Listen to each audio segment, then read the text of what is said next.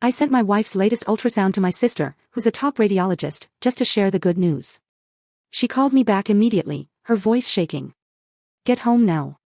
Take her to a different hospital. I asked, what's wrong? Is the baby okay?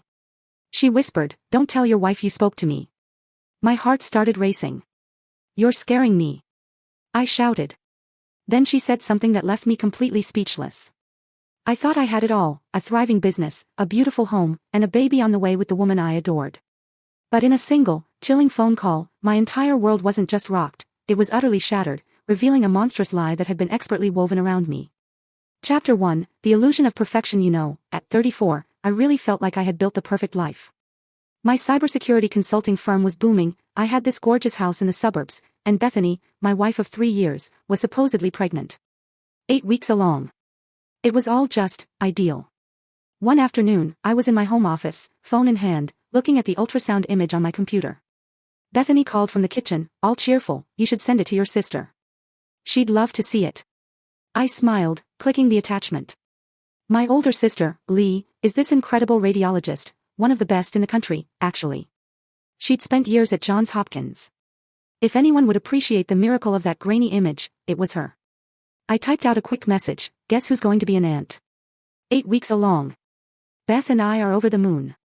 Bethany, with her auburn hair and those sparkling green eyes, had charmed me from the moment we met at a tech conference. A pharmaceutical sales rep, she was vivacious, engaging. Our courtship was a whirlwind, just 6 months before I proposed on a beach in Maui. My business, Walter Security Solutions, had really taken off, especially after I'd found a major vulnerability for a big retailer. That 6-figure contract was just the beginning. Now I had 12 employees and worked with Fortune 500 companies. Yeah, life was good. Perfect. Bethany popped into the doorway, wearing yoga pants and a big sweater. Did you send it? She asked. I closed my laptop. She's gonna flip. She's been bugging us about kids for years. Bethany's smile didn't quite reach her eyes. Your sister can be a bit intense, she said. I'd noticed the tension between them, a coolness from Lee that wasn't typical for her. But I brushed it off. She means well, I told Bethany. She practically raised me after Mom died. Our mom passed from breast cancer when I was 14. Lee, who was 22, put her medical school admission on hold for a year to help our dad take care of me. That sacrifice forged a bond between us that very few siblings ever get. Suddenly, Bethany's phone buzzed. She glanced at it, her movements quick, almost furtive, then silenced it. I need to run to the pharmacy, she said. Prenatal vitamins. I offered to go, but she insisted. No, I need to pick up a few other things, too. Woman stuff. She grabbed her purse and keys and was out the door. I watched her go, a tiny knot of unease forming in my stomach about how quickly she'd moved, but I pushed it aside. She's probably just stressed about the pregnancy, I told myself. I went back to reviewing code. 2 hours later, my phone rang. It was Lee. Hey, sis, I said, I'm guessing you saw. Her voice cut me off, barely above a whisper, tight with an emotion I couldn't place. Fear. Harvey, she said, where are you right now? Home. Working. What's wrong? Is Bethany there? No, she went to the pharmacy. Lee, you're scaring me. Is something wrong with the baby? A long, agonizing pause. I could hear her breathing, could picture her in her office, surrounded by monitors, her brilliant analytical mind working through something serious. Get home now, she finally said. You need to take her to a hospital. A different one. My blood ran cold. What? Is the baby okay? Do not tell your wife you spoke to me. Her voice dropped even lower, urgent, commanding. Do you hear me? This is crucial. You're scaring me. I practically shouted, standing so fast my chair rolled backward. Listen to me carefully, Lee continued. That ultrasound you sent me. I need you to tell me exactly where Bethany had it done. What facility? What doctor? Everything. My mind raced. Dr. Morrison's office. Monique Morrison. She's an OB/GYN on Elm Street. Lee, please. I know Morrison. We attended a conference together last year, Lee said. Harvey, I need you to trust me without asking questions right now. Can you do that? You're my sister. Of course. Get the original ultrasound image, not a photograph. The actual printout. Look at the bottom right corner. There should be a facility identifier code, a date stamp, and a patient ID number. Text me those numbers. Don't call. Text. Why? I demanded, my voice trembling. Because that image has been edited. Lee paused, her voice cracking slightly. Professionally edited. And I think we need to verify some things before I say anything else. Please just do this for me. I felt the ground shift beneath me. What do you mean, edited? The metadata is wrong. The image resolution is inconsistent. Harvey, I've been doing this for 12 years. I've seen thousands of ultrasounds. This one has been digitally manipulated. She took a shaky breath. Please just get me those numbers. If I'm wrong, I'll apologize, and we'll laugh about how paranoid I am. But if I'm right, if you're right, then your wife isn't pregnant. And we need to find out why she wants you to think she is. The line went dead. I stood frozen, phone in hand, as the perfect life I'd built began to crumble around me. Chapter 2, Unraveling the Lie. My hands shook as I climbed the stairs to our master bedroom. Bethany kept important documents in her nightstand, insurance cards, appointment reminders, medical records. I'd never had a reason to look through them before. Trust had always been the foundation of our marriage. Or so I thought. The ultrasound printout was tucked into a folder labeled, Baby. I pulled it out, my cybersecurity training kicking in as I examined it with new eyes. The paper quality seemed standard. The image showed what appeared to be an 8-week fetus, clear against the dark background. I photographed the bottom corner with my phone. The facility code read MHC 2891. The date stamp showed last Tuesday. Patient ID, BW447823. I texted the information to Lee, then sat on the edge of the bed, staring at the image. What had my sister seen that I couldn't? My phone buzzed. It was Lee. Give me 20 minutes. Don't confront her yet. I'm calling in a favor. 20 minutes felt like 20 hours. I paced the bedroom, my mind spinning through scenarios. Maybe it was a mistake. Medical errors happen all the time. Maybe the equipment glitched. Then my phone rang. Lee, tell me, I said, my voice hoarse. I called Monique Morrison directly. We're friendly enough that she took my call, Lee said, her voice steady now, professional. Harvey, she has no patient named Bethany Walters in her system. She never has. The room tilted. I sat down hard on the bed. That patient ID number, Lee continued, it belongs to a woman named Jennifer Velasquez, who had an ultrasound at Morrison's office 3 months ago. Jennifer is 26 weeks pregnant now. Lee paused. The facility code is real. The date stamp has been changed. Bethany somehow got access to another patient's ultrasound and altered the date. How is that even possible? I whispered. She works in pharmaceutical sales. She has access to medical offices, knows the systems, knows how to talk to staff. It wouldn't be hard to photograph an ultrasound during a sales call, especially if she befriended a nurse or receptionist. Lee's voice softened. Harvey, I'm so sorry, but there's more. More. I called 2 other OBGYN offices within 10 miles of your house. Asked if they had Bethany Walters as a patient. None of them do. I can't call every office in the state, but... She trailed off. Have you actually seen her take a pregnancy test? Have you been to any appointments with her? I thought back. Bethany had told me about the positive test 6 weeks ago. Showed me the little stick with the 2 pink lines. But I'd been in my office when she took it. She'd come downstairs crying with joy, and I'd just believed her. The appointments? She'd always gone alone. Morning appointments are easier, she'd said. You're always busy with work. I'll record the heartbeat next time. I haven't been to any appointments, I admitted. She always had reasons why I shouldn't come. Has she been showing symptoms? Morning sickness? Fatigue? I thought about it. Bethany had been tired, sure. She'd complained about nausea a few times, but now that I thought about it, she'd never actually gotten sick. She'd just said she felt sick. Jesus, I whispered. There's something else you need to know. Lee's tone changed. When I was asking around, being discreet about it, I mentioned I was trying to locate a patient. One of the nurses at the 3rd office I called recognized Bethy's name immediately. Why? Because Bethany came in 4 months ago asking about tubal ligation. She wanted to make sure she couldn't get pregnant. The words hit me like a physical blow. I stood up, needing to move, needing to do something with the rage building in my chest. Why would she do this? I asked. Why fake a pregnancy? I don't know. But Harvey, you need to be smart about this. Don't confront her yet. We need to figure out what her endgame is. I'll hire a private investigator. No, Lee cut me off. You're a cybersecurity expert. You find digital dirt for a living. Use your skills. Check her phone records, her email, her bank accounts. Find out what she's planning before she knows you're on to her. I nodded, even though Lee couldn't see me. My shock was crystallizing into something harder, colder. I'd built a career on finding hidden threats, on uncovering vulnerabilities that others missed. It was time to turn those skills on my own wife. One more thing, Lee said. Be careful. People who orchestrate deceptions this elaborate usually have a bigger plan, and they usually don't work alone. After hanging up, I went to my office and locked the door.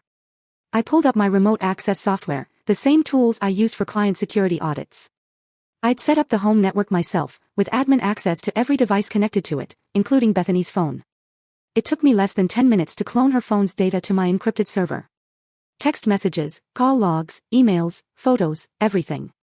What I found in her messages made my blood run cold. There were hundreds of texts to a number saved as D. They went back 8 months, starting just after our second anniversary. The messages were intimate, sexual, planning meetups while I was away on business trips. But it was the recent messages that revealed the terrifying truth. D, how much longer do we have to keep this up? Bethany, just a few more weeks. He'll sign a life insurance increase this month. Has to. D, and if he doesn't, Bethany, then we move to Plan B. The accident. D, I still think Plan B is risky. Bethany, $2 million isn't risky. It's worth it. Once he's gone, we're set for life. I sat back in my chair, my mind racing. She wasn't just faking a pregnancy. She was planning to kill me. I scrolled through more messages, piecing together the scheme. Bethany had convinced me to increase my life insurance policy 3 months ago, citing the baby's future needs. The new policy, $2 million, was set to become active in 2 weeks. The accident messages were vague but chilling. Something about a hiking trip I had planned for next month. Something about making it look natural. I opened the photos she'd exchanged with D and felt my stomach turn. The man in the pictures was Dean Mann, someone I recognized. Dean worked as a personal trainer at the gym Bethany attended. He was younger than me, muscular, with the kind of cocky grin that made me want to punch him. More searching revealed financial records. Bethany had opened a separate bank account I didn't know about. Small deposits, nothing that would raise flags, but they added up. She'd been skimming money from our joint account for months. I leaned back, my mind moving from shock to cold calculation. Lee was right. I needed to be smart about this. Going to the police now would be my word against hers. The insurance policy wasn't active yet. The accident texts were vague enough to be explained away. No. I needed more. I needed to catch them in the act, to document everything, to build a case so airtight that Bethany and Dean would never see freedom again. And if I was going to do this, I was going to do it my way. I pulled up a blank document and began typing. I was a security expert. I knew how to find vulnerabilities. I knew how to exploit them. And I knew how to set a trap that my enemies would never see coming. By the time Bethany came home 2 hours later, I had already begun laying the groundwork for their destruction. Chapter 3, Baiting the Trap. Bethany walked into the house carrying shopping bags, her smile bright and innocent. Sorry I took so long, she said. I ran into an old friend at the pharmacy. I looked up from my laptop, forcing a smile that didn't reach my eyes. No problem. How are you feeling? Tired. The baby's really taking it out of me. She placed a hand on her stomach, a gesture I now recognized as pure theater. I think I'll lie down for a bit. Good idea. You need rest. The words tasted like ash in my mouth. After she went upstairs, I returned to my research. I'd been digging into Dean Mann's background, and what I'd found was illuminating. Dean Mann, 28, had a record. Nothing major, a DUI 3 years ago, a dismissed assault charge from a bar fight, but it painted a picture of a man with poor impulse control and a taste for easy money. He'd worked at 3 different gyms in the past 5 years, always moving on after a few months. I cross-referenced the dates with Bethy's calendar. She'd started working out at Dean's current gym, Peak Fitness, 9 months ago. The affair had begun shortly after. But there was more. I found social media posts showing Dean with expensive watches, designer clothes, sports betting wins. The man lived beyond his means, always looking for the next score. He was exactly the kind of person who'd agree to murder for money. My phone buzzed. A text from an unknown number. This is Vernon Hancock. Lee gave me your number. I understand you need discreet assistance. Vernon Hancock. The name rang a bell. I did a quick search and found him, a retired FBI agent who now ran a private investigation firm. Lee had promised to connect me with someone trustworthy. I called the number. Vernon answered on the first ring. Mr. Walters, your sister explained the situation in general terms. I'm very sorry. Vernon's voice was gravelly, authoritative. She mentioned you might need help documenting evidence. I'm a cybersecurity consultant, I said. I can handle the digital side, but I need someone who can do physical surveillance without being detected, and I need it done legally enough that it can be used in court. I can do that. What's your timeline? I explained what I'd learned, the fake pregnancy, the life insurance policy, the planned accident. Vernon listened without interrupting, occasionally making notes. $2 million motive, clear conspiracy, premeditation. You've got the beginnings of a solid case, Vernon said. But you're right to want more. We need them on record discussing specific plans.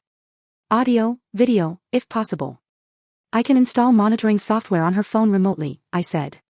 But I need to be careful about admissibility. Let me worry about admissibility. You focus on gathering evidence through legal means. Anything you can access as the homeowner, the joint account holder, the husband. I'll handle the external surveillance. Vernon paused. There's something you should know, though. Cases like this, where someone's planning your murder, time is critical. If they sense you're on to them, they might accelerate their plans. The insurance policy activates in 12 days, I said. I don't think they'll move before then, unless they get spooked. Be careful, Mr. Walters. Play the loving husband. Don't give them any reason to suspect you know. After hanging up with Vernon, I spent the next hour setting up monitoring protocols. I installed a keylogger on Bethany's laptop, set up alerts for specific keywords in her messages, and created a secure server to store all the evidence. Then I did something I'd learned in my years of cybersecurity work. I looked for the pattern behind the pattern. Bethany wasn't smart enough to plan this alone. She was organized, sure, but this level of deception required someone with experience. The fake ultrasound, the careful timing, the insurance scheme, it all suggested someone had done this before. I dug deeper into Dean Mann's history, previous relationships, former girlfriends. It took 2 hours, but I found it. 5 years ago, Dean had briefly dated a woman named Trudy Kane in Phoenix. Trudy had been married at the time. 6 months after the affair began, Trudy's husband, a wealthy real estate developer, died in a boating accident. The insurance payout was $1.5 million. The investigation had ruled it accidental, but I found forum posts, archived news articles where the husband's family had raised questions. The case had gone cold, and Trudy had eventually married Dean. They divorced 2 years later, with Trudy keeping most of the money. I felt the pieces clicking together. Dean had done this before. He'd helped a married woman kill her husband for insurance money. Now he was doing it again with Bethany.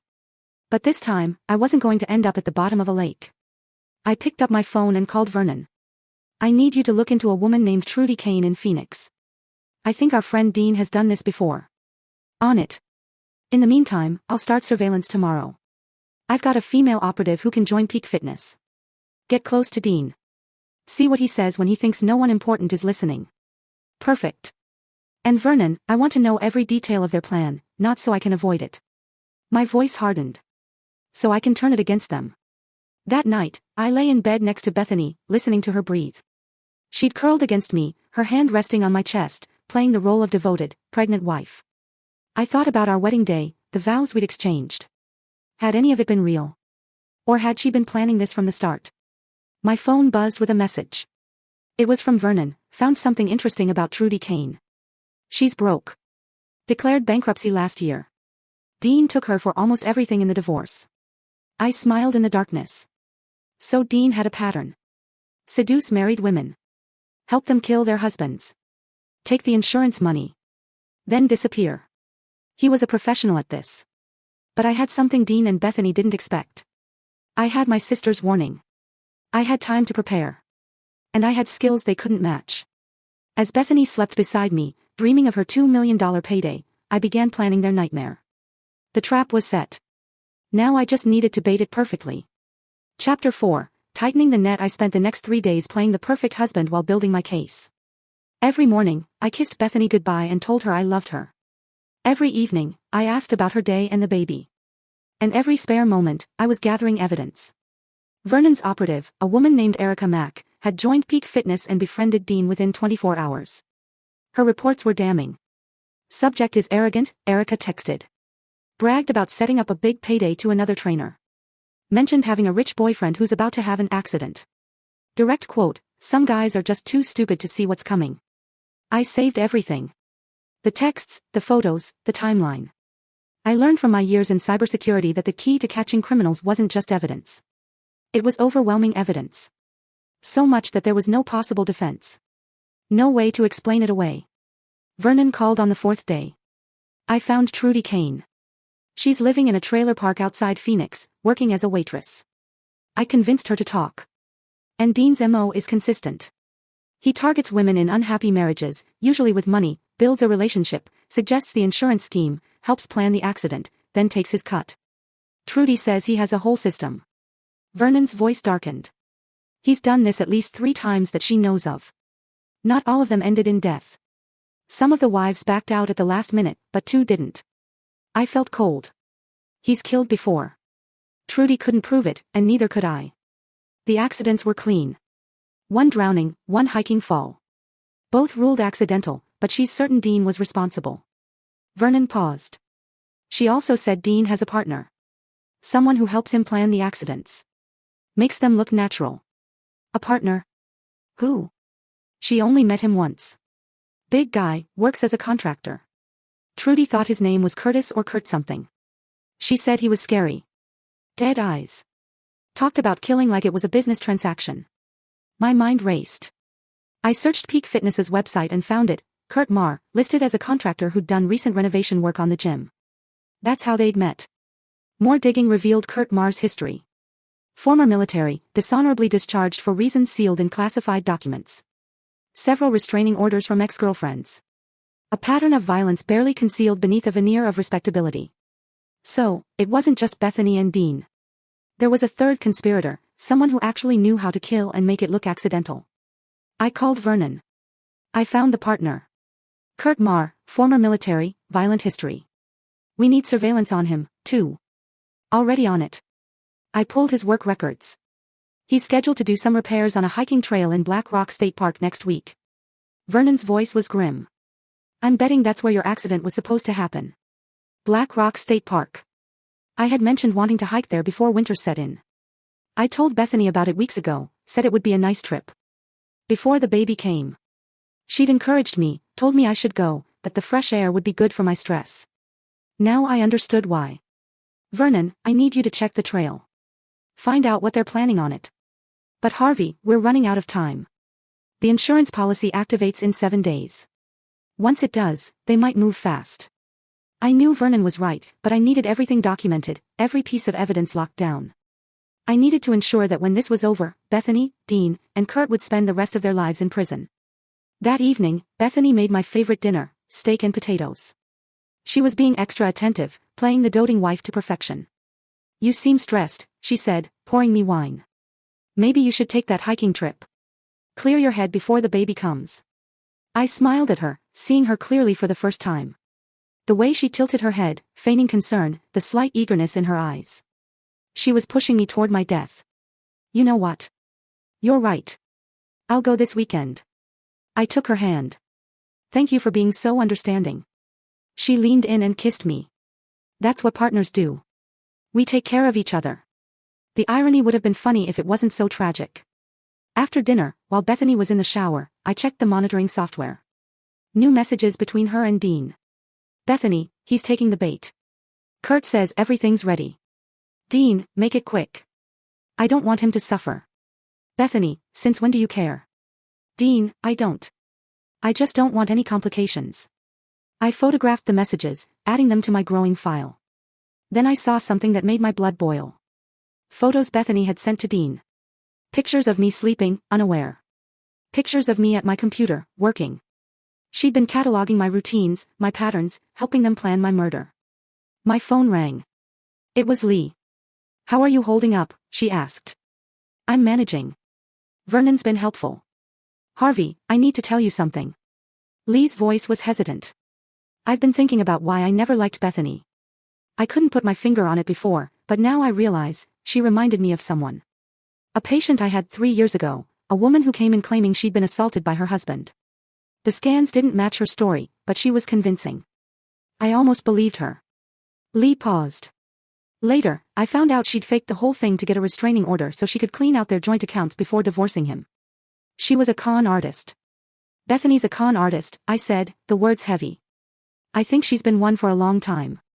I looked into her employment history. She's worked for 7 different pharmaceutical companies in 5 years. That's unusual. Most sales reps stay with one company. Lee's voice hardened. I think she's been running schemes, moving on before anyone catches on. I felt something shift inside me. This wasn't just about the fake pregnancy or the insurance plot. Bethany was a predator, and I was just her latest mark. But unlike her previous victims, I knew how to fight back. Lee, I need to ask you something. I kept my voice steady. If this goes bad, if something happens to me, nothing's going to happen to you. But if it does, promise me you'll make sure they go to prison. Every single one of them. A long silence. Then, I promise. But you're going to be fine. You're the smartest person I know. If anyone can outsmart these people, it's you. After hanging up, I pulled up my planning document. Vernon's team had identified the location where the accident was supposed to happen, a cliff trail with a 100-foot drop. Kurt had been seen loosening the guardrail, creating a weak point that would give way under weight. They wanted to make it look like I had fallen while hiking alone. Simple, clean, accidental. But I had a different plan. I opened a new file and began typing. The trap was almost complete. In 3 days, I would spring it. And when I did, Bethany, Dean, and Kurt would walk right into it, never realizing that the prey had become the predator. Chapter 5, The Final Gambit. The next morning, I put the first phase of my plan into motion. I drove to my bank and withdrew $50,000 in cash, telling the teller it was for a business investment. Then I stopped at a law office downtown. I need to make some changes to my will, I told my attorney, Mitchell Hobbs.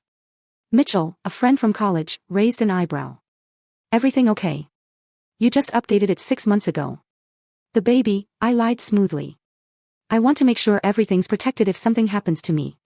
Of course, what changes? I had planned this carefully.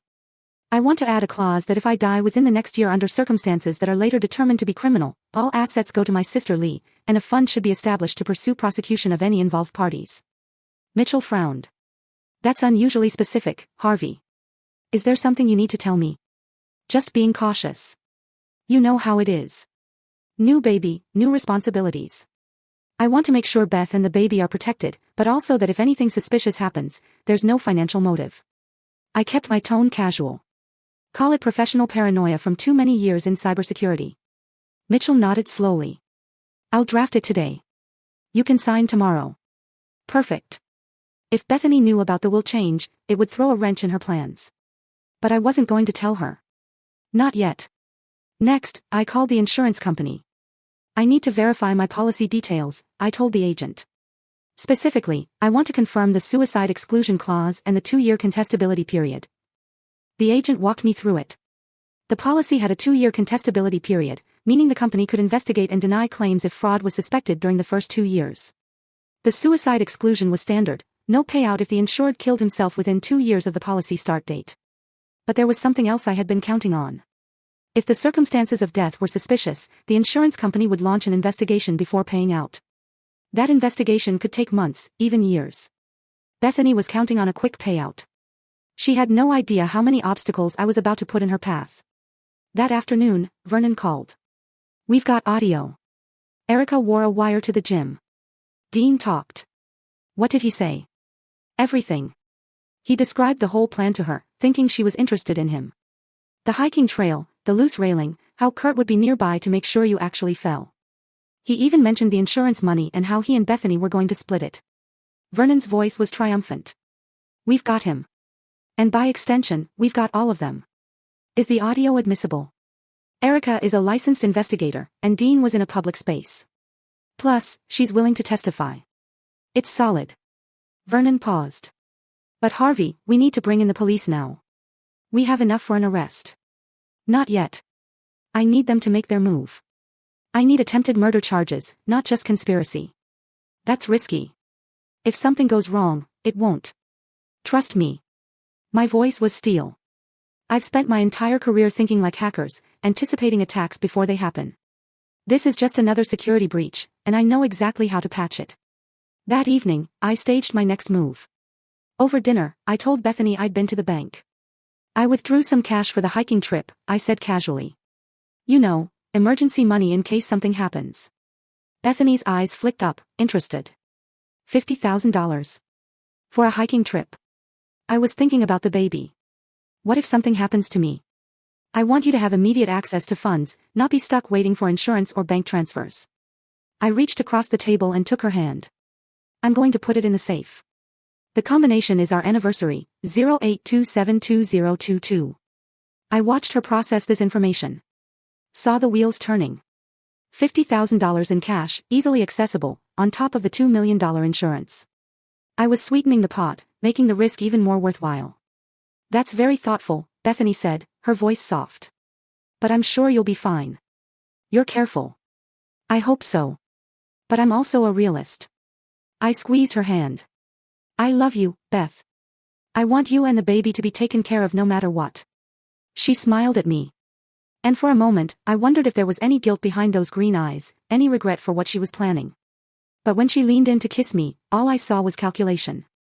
Later, after Bethany went to bed, I checked the monitoring software. As expected, she'd immediately texted Dean. Bethany, he put $50,000 in the safe. Combination is our anniversary. Dean, nice bonus. We stick to the plan. Bethany, absolutely. This weekend, make sure Kurt is ready. Dean, he's been ready. Question is, are you? Bethany, I've been ready since I said, I do. This has always been the plan. I stared at that last message for a long time. This has always been the plan. She'd married me, intending to kill me. Every moment of our 3 years together had been a lie, a setup for this moment. I should have felt devastated. Instead, I felt focused. The next day, I met with Vernon in a parking garage downtown. Here's how it's going to work, I said, pulling out a map of Black Rock State Park. I'm going to hike to the cliff trail Saturday morning. You'll have teams positioned here, here, and here. I pointed to spots on the map. When Kurt makes his move, you document everything, then intervene before anyone actually gets hurt. Vernon studied the map. You're using yourself as bait. I'm using myself as proof. There's a difference. My smile was cold. Bethany and Dean think they're running a con. They have no idea I've been running one on them. What about after? How do you want to handle the arrests? Simultaneous. Kurt at the park. Bethany and Dean together somewhere they'll both be. I want them to see it coming at the last second, to realize they've been played. Vernon nodded slowly. You know, in all my years doing this work, I've never seen someone turn the tables quite like you're planning. I told you, I'm a cybersecurity expert. I find vulnerabilities and exploit them. Bethany and Dean's vulnerability is their arrogance. They think I'm stupid, that I don't see what's happening. My expression hardened. They're about to learn how wrong they are. Friday evening, I staged my final preparation. I loaded my hiking gear into my car, kissed Bethany goodbye, and told her I'd be leaving early in the morning. Be careful out there, she said, hugging me. I love you. The words were automatic, but empty. I love you, too, I replied. That night, I barely slept. Instead, I reviewed every piece of evidence, every detail of the plan. Vernon's teams were in position. The police had been briefed and would be standing by. Tomorrow, when the sun rose, the trap would spring, and Bethany, Dean, and Kurt would spend the rest of their lives paying for what they tried to do. I checked my phone one last time before attempting sleep. A final text from Bethany to Dean, sent after she thought I was asleep. Bethany, tomorrow I'm free. Tomorrow we're rich. Tomorrow it all begins. I smiled in the darkness. Tomorrow it all ends. Chapter 6, The Trap. Spring Saturday morning came with a blood-red sunrise. I dressed in my hiking gear, moving quietly so as not to wake Bethany. She stirred as I opened the bedroom door. Be safe, she murmured sleepily. Always am, I replied. I drove to Black Rock State Park, my truck loaded with hiking equipment and a backpack. Vernon and his team were already in position, 3 surveillance points, hidden cameras, and 2 undercover officers posing as hikers. I parked in the lot at 7:03 a.m. I sent a text to Bethany, here, weather's perfect. Love you. Her reply came instantly, love you, too. Enjoy your hike. The trail wound through pine forests before climbing toward the cliffs. I moved at a steady pace, my mind clear despite what was coming. Every 50 yards, I marked my position with my phone's GPS, creating a digital trail of my location. Vernon's voice came through my hidden earpiece. Subject 1 is on site. Kurt Marr has parked. He's carrying what looks like tools. Copy that, I whispered. The trail narrowed as it approached the cliff section. This was where Kurt had loosened the railing, creating a weak point that would give way under pressure. It was clever. The railing would look intact, but a hard lean against it would send someone tumbling 100 feet to the rocks below. I reached the section and stopped, pretending to admire the view. Through my peripheral vision, I saw a movement in the trees. Kurt, positioning himself, waiting. Vernon's voice, we see him. He's watching you. Wait for him to make contact. I pulled out my water bottle, taking my time. I needed Kurt to commit, to do something that would be captured on camera and constitute attempted murder. Footsteps behind me. I turned to see Kurt emerging from the trail, dressed in contractor gear, carrying a toolbox. Morning, Kurt said, his voice friendly. Doing some trail maintenance. You might want to avoid the railing up ahead. It's a bit unstable. I smiled. Thanks for the warning. Appreciate it. No problem. Hey, you dropped something back there. Kurt pointed down the trail. I turned to look, and in that moment, Kurt rushed forward. Strong hands grabbed my shoulders, shoving me toward the weakened railing. But I had been ready. I'd spent years training in martial arts, a hobby Bethany had never known about. I dropped my center of gravity, twisted, and used Kurt's momentum against him. Kurt stumbled forward, off balance. I stepped aside, and Kurt crashed into the railing. The wood splintered with a sharp crack. For a moment, Kurt teetered on the edge, arms windmilling. I could have let him fall. Part of me wanted to. Instead, I grabbed Kurt's jacket and hauled him back from the edge.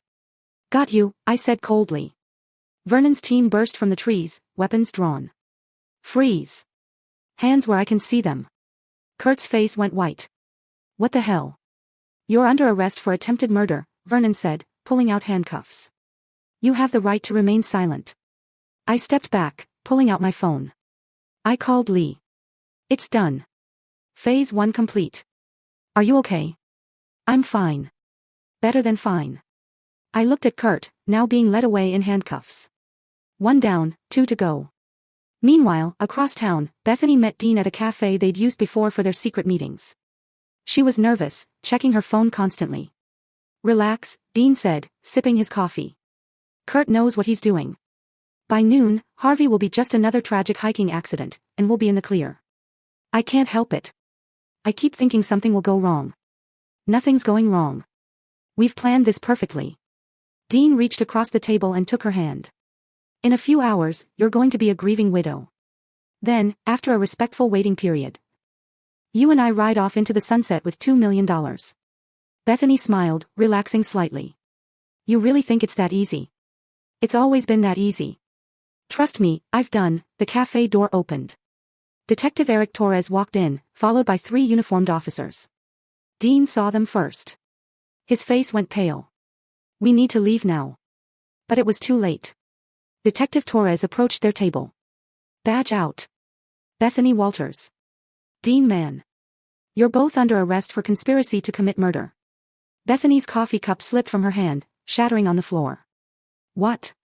No. There must be some mistake. No mistake, ma'am. We've been listening to your conversations for the past week. We have text messages, recorded conversations, and as of 30 minutes ago, we have attempted murder on camera. Torres nodded to the officers, who moved forward with handcuffs. You have the right to remain silent. Dean lunged from his chair, trying to run, but an officer tackled him before he made it 3 steps. Bethany sat frozen, her mind clearly racing, trying to understand how this had happened. Where's my husband? She asked, her voice small. Is Harvey? Your husband is fine, Torres said coldly. Better than you're going to be for a very long time. As they led Bethany and Dean out in handcuffs, I pulled up across the street in my truck. I'd driven straight from the park, wanting to see this moment. Through the cafe window, Bethany's eyes met mine. For just a second, the mask fell away. No more fake smiles. No more loving wife act. Just rage and disbelief that she'd been caught. I raised my phone and took a picture. Then I drove away, leaving my wife in the hands of the police. Chapter 7, Justice served that evening. I sat in my living room with Lee and Vernon, reviewing everything that had happened. Kurt's already talking, Vernon reported, trying to cut a deal. He's given us details on 3 previous accidents he helped Dean arrange. 2 of them were ruled natural deaths at the time. The families are being contacted. And Bethany? Lee asked. She's not talking. Lawyered up immediately. Vernon shook his head. But it doesn't matter. We have text messages showing premeditation, recorded conversations, the fake ultrasound, the fake pregnancy, and attempted murder on camera. The DA says it's the most airtight case he's seen in years. I leaned back, feeling the weight of the past week settling on me. How long until trial? 6 months, maybe. But with this much evidence, they'll probably take a plea deal. Vernon stood. I'll leave you 2 alone. Harvey, you did good work. Not many people could have handled this the way you did. After Vernon left, Lee moved to sit beside me. How are you really doing? Honestly, I don't know. I stared at my hands. 3 years of my life were a lie. I thought I knew her. I thought we were building something real. She was a con artist, a predator. This isn't about you being fooled, Lee said softly. It's about her being convincing. I know. Intellectually, I know that. But it still hurts. And the baby. God, I wanted that baby to be real. I was excited about being a father. Lee put her arm around me. You're going to get through this, and someday you'll find someone real, someone who deserves you. But first, you need to heal. I nodded. Thank you for warning me. If you hadn't caught that fake ultrasound. You're my brother. I'll always have your back. Lee squeezed my shoulder. Always. Later that night, alone in the house that felt both familiar and foreign now, I went through the rooms, seeing them with new eyes. This was supposed to be where I'd raise my child, where I'd grow old with Bethany. Instead, it was a crime scene, a monument to lies. I found the ultrasound picture in Bethany's nightstand, the fake image that had started everything. I stared at it for a long moment, then tore it in half. Tomorrow, I'd start the process of rebuilding. I'd file for divorce. I'd sell the house. I'd move forward. But tonight, I allowed myself to grieve. Not for Bethany, but for the life I'd thought I was building. The future that had never really existed. My phone buzzed. A text from an unknown number. This is Jennifer Velasquez. The police told me my ultrasound was stolen and used in a crime. I just wanted to say I'm sorry that happened and I hope you're okay. My baby boy is healthy. I hope that brings you some comfort. I stared at the message for a long time. Then I replied, thank you. That does help. Take care of him. I looked around the empty house one last time, then turned off the lights and went upstairs. Tomorrow would be the first day of the rest of my life. And unlike Bethany, Dean, and Kurt, I'd face it as a free man. The trap had worked perfectly. Justice would be served, and I, Harvey Walters, would survive. Chapter 8, The Reckoning. The next 8 weeks were a whirlwind of legal proceedings, media attention, and slowly rebuilding a life that had been demolished. I threw myself into work, taking on 3 new high-profile clients who'd heard about my story and wanted someone who understood deception at a fundamental level. The trial date was set for early December. The DA, a sharp woman named Lori Casey, called me weekly with updates. Dean Man is trying to flip on Bethany, she told me during one call. Says it was all her idea, that she manipulated him. Is that going to work? I asked. Not with the evidence we have. The text messages show it was collaborative. Besides, we found evidence Dean did this with at least 2 other women. The Phoenix police are reopening cases now. Lori's voice was satisfied. They're all going down, Harvey. All 3 of them. But I wanted more than prison sentences. I wanted them to understand what they tried to take from me. Vernon helped arrange a meeting with Kurt Marr's attorney. Kurt had accepted a plea deal, 20 years in exchange for testimony against Bethany and Dean. I stood in the prison visiting room, separated from Kurt by bulletproof glass. The big man looked smaller now, diminished in his orange jumpsuit. Why? I asked. We'd never even met. Why did you try to kill me? Kurt stared at me for a long moment. Money, that's all. Dean offered me $50,000 to make it look like an accident. I've done it before. It's just business. Just business. I repeated. You were going to murder me, destroy my family, traumatize everyone who cared about me for $50,000. You don't understand. When you've done it as many times as I have, it stops being about people. It's just a job. Kurt leaned forward. I'm sorry, for what it's worth. It's worth nothing, I said coldly. You're going to spend 20 years in a cage. I hope every single day feels like an eternity. I left without looking back. Dean Mann refused to meet with me, but his lawyer made it clear that Dean was terrified. The evidence against him was overwhelming. 2 of his previous girlfriends had come forward with stories of him suggesting insurance schemes. One had recorded him talking about how easy it was to fake accidents. He's looking at life without parole, Lori told me. Murder for hire, conspiracy, pattern of criminal behavior. The judge is going to throw the book at him. But it was Bethany that I needed to confront. I waited until the week before trial. Then I sent word through Lori that I wanted a meeting. Bethany's attorney initially refused, but Bethany herself agreed. We met in a conference room at the county jail. Bethany wore an orange jumpsuit, her auburn hair pulled back in a simple ponytail. No makeup. She looked years older than the woman I'd married. "Hello, Harvey," she said when the guard brought her in. "Bethany." I kept my voice neutral.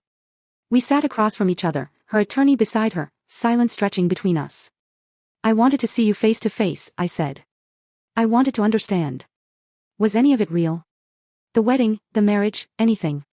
Bethany looked at me for a long moment. Then she sighed. "Do you really want the truth?" "Yes." "No.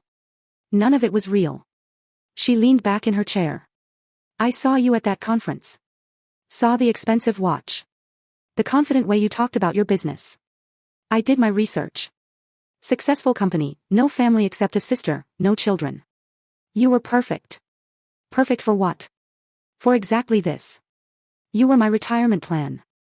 "Harvey, 2 years of marriage, then the baby angle, then the insurance, then the accident."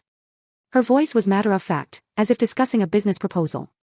"I've been doing this since I was 23. You would have been my 4th. I felt something cold settle in my chest. 4th? You've done this before. 3 times. 2 succeeded. 1 backed out at the last minute. The successful ones netted me about $4 million total." She shrugged. "But I spent it badly. Made poor investments, so I needed another score. That's when I found you." "The others, did they die?" "One did. Hiking accident in Colorado. Very sad. The other was a car crash. Also very sad." She said it without emotion, as if reading a weather report. "You were supposed to be number 3. I stood up, unable to sit anymore. "How do you live with yourself?" "Easily. Men like you. Successful, smart, but lonely. You're not hard to find. You want to believe you found love, found the one. So you ignore red flags. Ignore your instincts." Bethany's smile was bitter. "Your sister saw through me immediately, you know. I could tell. But you didn't listen to her because you wanted the fantasy. So, this is my fault." "No, it's just how the world works. Predators and prey. I'm a predator, Harvey. I was born this way. You were prey." She leaned forward. "The difference is you turned the tables. You became a predator, too. And you won. I'm not like you. Aren't you? You set a trap. You manipulated us. You used us exactly like we were trying to use you." Bethany's eyes were hard. "The only difference is your trap worked and ours didn't." I stood silent, processing her words. Was she right? Had I become like them in stopping them? "No," I said finally. "The difference is I was protecting myself from people trying to kill me. You were trying to murder an innocent man for money. Don't try to make us equivalent. Believe what you want." Bethany sat back. "I'm going to prison for the rest of my life. You get to walk free. You won. Congratulations." I studied her, looking for any sign of remorse, any hint of the woman I thought I loved. But there was nothing. She was exactly what she'd always been, a predator who'd simply been caught. "I want you to know something," I said quietly. "Every day you spend in prison. Every morning you wake up in a cell. Every night you go to sleep on that uncomfortable mattress. I want you to remember that you did this to yourself. You chose this. And you deserved it." I turned to leave. But Bethany's voice stopped me. "Harvey, for what it's worth, you were one of the good ones. In another life, if I'd been a different person, I might have actually loved you." I looked back at her. "But you're not a different person, and you never will be." I walked out, leaving her behind. The trial lasted 3 weeks. The evidence was overwhelming: text messages, recorded conversations, the fake ultrasound, witness testimony from Erica Mack, Vernon's surveillance footage, and Kurt's confession. Dean Mann's defense tried to argue he'd been manipulated by Bethany, but the evidence of his previous crimes destroyed that narrative. His pattern was clear. He was a serial accomplice to murder-for-hire schemes. Bethany's defense tried to argue she'd never intended to go through with it, that it was all fantasy roleplay with Dean. But the texts about timelines, the fake pregnancy, the insurance policy, it all pointed to careful, premeditated planning. I testified for 2 days, walking the jury through the discovery process, showing them how I'd uncovered the conspiracy. The fake ultrasound was particularly damning. Medical experts testified that it had been professionally altered and that Bethany had never been pregnant. On December 15th, the jury deliberated for 6 hours. I sat in the courtroom, Lee beside me, as the jury filed back in. On the charge of conspiracy to commit murder, how do you find the defendant, Bethany Walters? Guilty. On the charge of fraud? Guilty. On the charge of attempted murder? Guilty. The verdicts came one after another, each one another nail in Bethany's coffin. She sat motionless as they were read, her face blank. Dean Mann's verdicts were equally damning, guilty on all counts. At sentencing 3 weeks later, Judge Owen Peterson showed no mercy. Mrs. Walters, you orchestrated a scheme of breathtaking cruelty, the judge said. You didn't just plot to kill your husband. You made him love you first. You made him trust you, believe he was starting a family with you, all while planning his death. This court finds your actions to be among the most calculating and heartless I've encountered. He sentenced Bethany to life without possibility of parole. Dean Mann received the same sentence, with an additional 20 years for his previous crimes. As the bailiffs led them away, Bethany looked at me one last time. No smile, no anger, just emptiness. I felt nothing but relief. That evening, I had dinner with Lee at our favorite restaurant. It's over, Lee said, raising her wine glass. It's really over. It is. I clinked my glass against hers. Thank you for everything.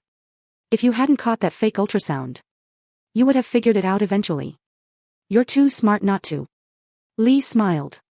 I'm proud of you, little brother. You could have fallen apart. Instead, you fought back. I didn't have a choice. Yes, you did. A lot of people would have just reported it to the police and hoped for the best. You took control. You gathered evidence, built a case, made sure they couldn't escape justice. Lee's eyes were warm. That takes courage. I thought about Bethany's words in the jail. You became a predator, too. Maybe she'd been right in a way. I'd use my skills, my intelligence, my ability to think like my enemies to trap them. But I'd done it to survive, to ensure justice. That made all the difference. What now? Lee asked. What's next for Harvey Walters? I looked out the window at the city lights. I'm selling the house. Too many bad memories. I'm thinking about moving to Boston, actually. Be closer to you. I'd like that. And I'm going to keep building my company. Focus on work for a while. Maybe eventually I'll be ready to trust someone again. I smiled slightly. But not for a long time. That's probably wise. Lee reached across the table and squeezed my hand. But when you are ready, you'll know. And you'll be smarter about it. This experience, as terrible as it was, taught you something. What's that? That you're stronger than you thought. That you can face anything and survive. Lee's smile was fierce. They tried to destroy you, Harvey, and you destroyed them instead. I nodded slowly. She was right. I'd survived. I'd won. And that was enough. For now, that was more than enough. Chapter 9, New Beginning. 6 months later, I stood in my new office in Boston, looking out at the harbor. Walters Security Solutions had expanded, opening a second location with Lee's help. I'd hired 5 new employees, including Vernon Hancock's daughter, who'd proven to be brilliant at digital forensics. The Boston office was sleek, modern, and most importantly, had no memories of Bethany. My phone rang. It was Lori Casey, the DA.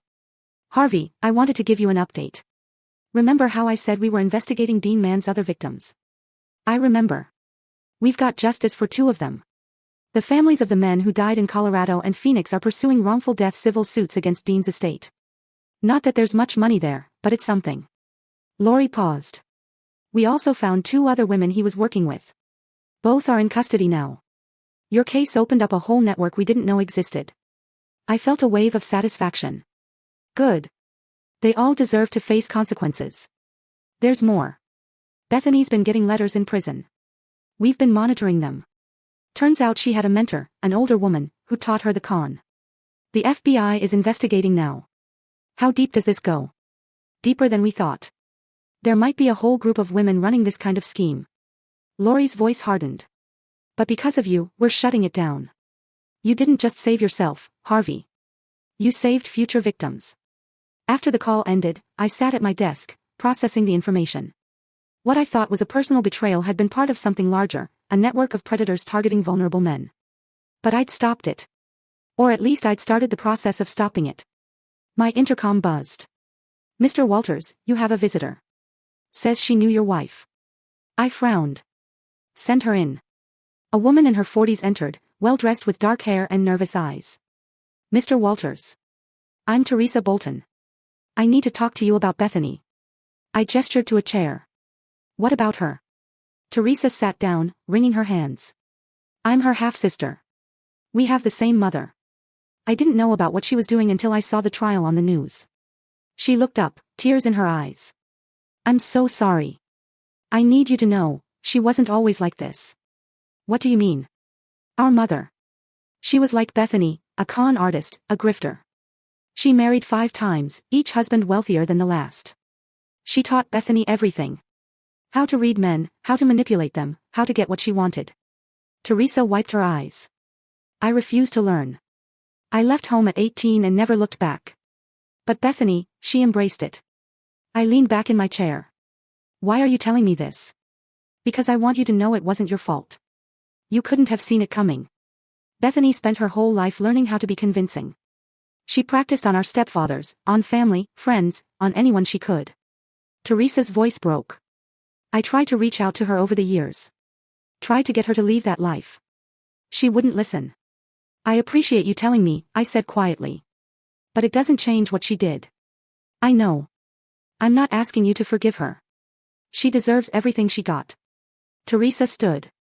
I just wanted you to know that there are people in her family who are horrified by what she did, and who think you're incredibly brave for fighting back the way you did.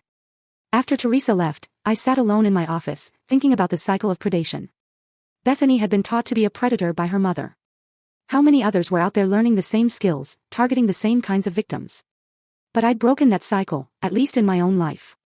And in doing so, I'd helped break it for others. My phone buzzed with a text from Lee. Dinner tonight. I have someone I want you to meet. I smiled despite myself. My sister had been trying to set me up for months now, despite my protests. But maybe it was time. Maybe I was ready to start trusting again, carefully this time, with my eyes wide open. I texted back, who is it? Lee, a friend from the hospital. She's a cardiac surgeon, divorced, no criminal record. I checked. And she thinks your story is impressive rather than scary. I laughed. You ran a background check on your friend? Lee, after what happened with Bethany. You're damn right I did. She's clean. Plus, she's funny and she makes the best lasagna I've ever had. I thought about it for a moment, then replied, okay, but just dinner. No promises, Lee. Lee, that's all I'm asking. 7 p.m. at Jack Amos. Don't be late. That evening, I arrived at the restaurant to find Lee already seated with a woman about my age. She had dark blonde hair, a warm smile, and laugh lines around her eyes. Harvey, this is Dr. Roxanne Murphy. Roxy, my baby brother, Harvey. Roxanne stood and shook my hand. Her grip was firm, confident. Nice to meet you. Lee told me a lot about you. All good things, I hope. I said, sitting down. Well, she mentioned you almost got murdered by your ex-wife, but you outsmarted her and sent her to prison for life. Roxanne's smile was bright. So, complicated things, but ultimately impressive. I found myself laughing. That's one way to put it. Dinner was easier than I'd expected. Roxanne was funny, sharp, and refreshingly direct. She talked about her work in cardiology, her terrible divorce from a gambling addict, her love of sailing. Lee told me you're in cybersecurity, Roxanne said over dessert. That must be interesting work. It is. I basically get paid to think like criminals and find vulnerabilities before they can be exploited. Kind of like what you did with your ex-wife. I paused, then nodded. Exactly like that, actually. I saw the vulnerability in their plan and exploited it. Good for you. Roxanne's expression was serious. A lot of people would have just been victims.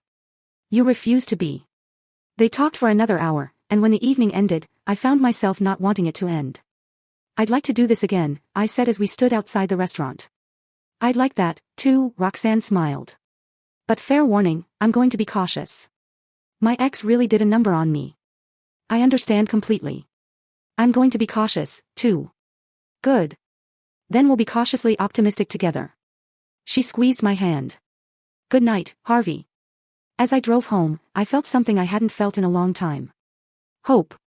I'd been through hell. I'd faced betrayal, deception, and an attempt on my life. But I'd survived. I'd won. And now, slowly, carefully, I was building a new life. One based on truth instead of lies, on genuine connection instead of manipulation. It wouldn't be easy. The scars from Bethany's betrayal would take years to fully heal. I'd probably always be a little guarded, a little suspicious. But I was alive. I was free. And I had a future. That was more than enough. Chapter 10, full circle. 1 year later, I stood in my Boston office, preparing for the biggest presentation of my career. The FBI had hired Walters Security Solutions to develop training materials on digital evidence gathering in domestic conspiracy cases. My experience with Bethany's case had become the foundation for new protocols. You ready, boss? Vernon Hancock asked. The former FBI agent had joined my company as head of investigations, bringing decades of experience to the team. I think so. It's surreal. Turning the worst experience of my life into something that might help others. That's how we heal, Vernon said. We take the pain and transform it into something meaningful. The presentation went well. I walked the FBI team through every step of my investigation. From the moment Lee identified the fake ultrasound to the final arrests, I showed them the digital forensics techniques I'd used, the evidence-gathering protocols, the coordination with law enforcement. When I finished, the lead agent, a woman named Agent Candy McKinney, stood and applauded. Mr. Walters, this is exactly what we need. We're seeing an increase in domestic conspiracy cases involving insurance fraud. Your protocols could save lives. After the meeting, I checked my phone. A text from Roxanne. How did the presentation go? Harvey, great. Want to celebrate tonight? Roxanne, always. Your place or mine? Harvey, mine. I'll cook.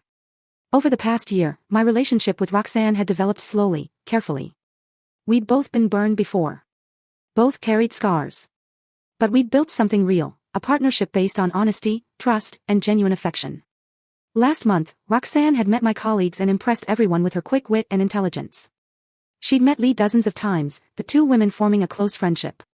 And yesterday, Roxanne had asked me to meet her teenage daughter from her previous marriage. It felt like progress, like healing. That evening, as I prepared dinner in my apartment, my phone rang. Unknown number. Hello, Mr. Walters. This is Officer Frank Stevenson from Phoenix PD. I'm calling about Bethany Walters. My stomach dropped. What about her? There's been an incident. She was attacked in prison yesterday by another inmate. She's in critical condition. I set down my knife, processing this. Is she going to survive? Too early to tell. The inmate who attacked her was apparently one of Dean Mann's previous victim's relatives. Somehow got herself arrested and placed in the same facility. Officer Stevenson paused. I wanted to give you a heads up in case the media contacts you. Thank you for letting me know. After hanging up, I stood in my kitchen, feeling nothing. Not satisfaction, not sadness, not anger, just emptiness. Bethany had tried to kill me. She'd plotted my death methodically, coldly. She deserved her prison sentence. But this, being attacked, possibly dying in a prison hospital. I thought about it for a long moment, then realized I didn't care.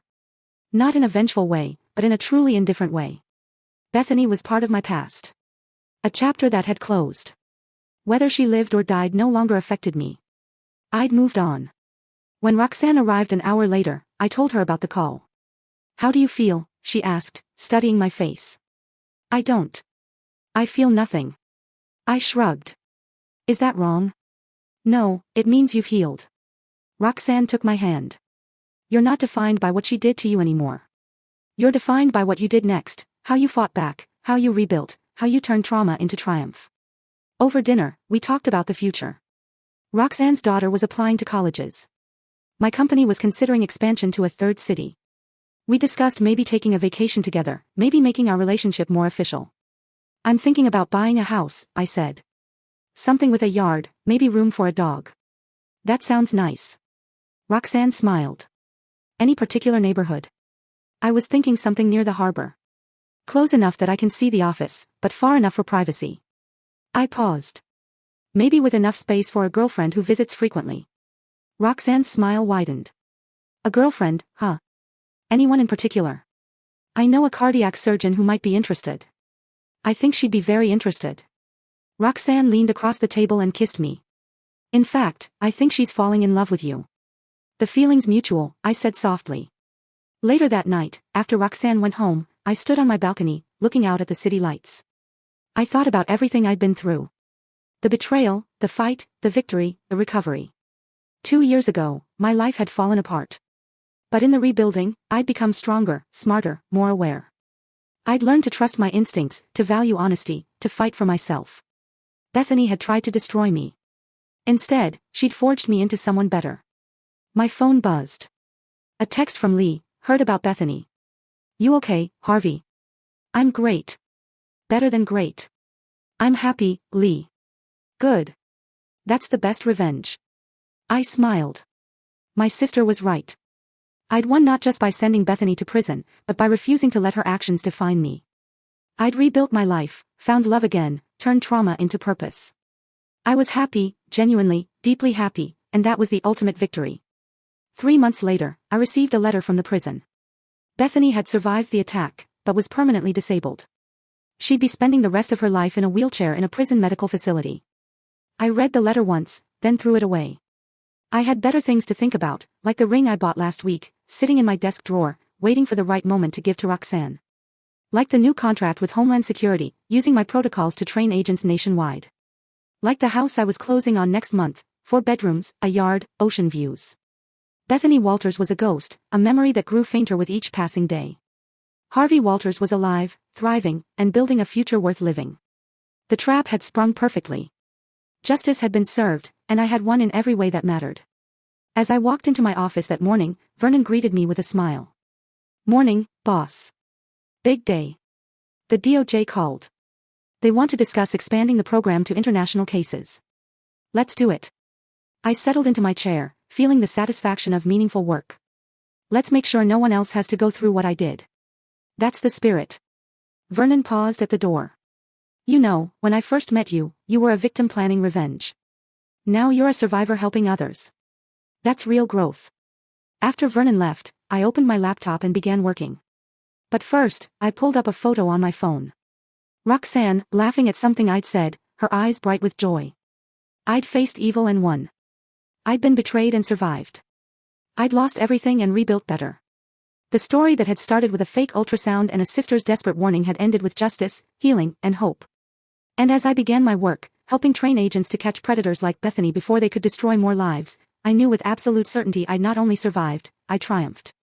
And that triumph tasted sweeter than any revenge ever could.